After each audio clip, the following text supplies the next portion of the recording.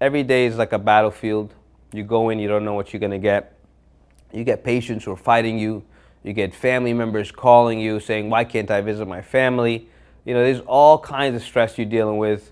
People did lose their lives. Colleagues, people that I used to work with every single day. And so when people don't take it as serious, it really hurts the people who see people die on a daily basis.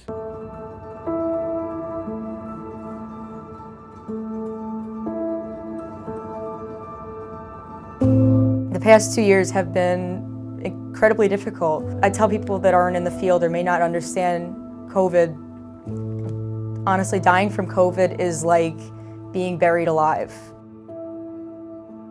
Coming home every day, seeing what we see, you know, you don't want to talk about it. The anxiety that I have from the pandemic definitely took a toll on me. It's challenging. It's also heartbreaking to see family members, patients suffering like this. We also grieve at work. All of this while we still continue to do our best. I've had people spit at me. I've had people scream at me. On more than one occasion, I've had protesters outside of the hospital. The smallest thing would just set me off, and then I could just picture people's faces, and that's the scariest part. I know you're not going to make it. I know you're not going to go home. We had a regular. I held his hand, and I talked about Brooklyn and what the Yankees and stuff that we used to talk about all the time. And then I think I said goodbye. And then he just passed away maybe like 2 hours later.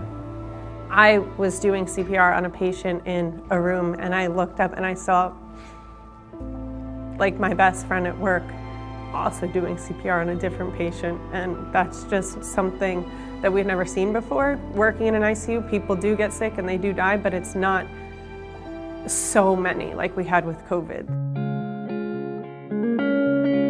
If I could give more of myself, I would give it.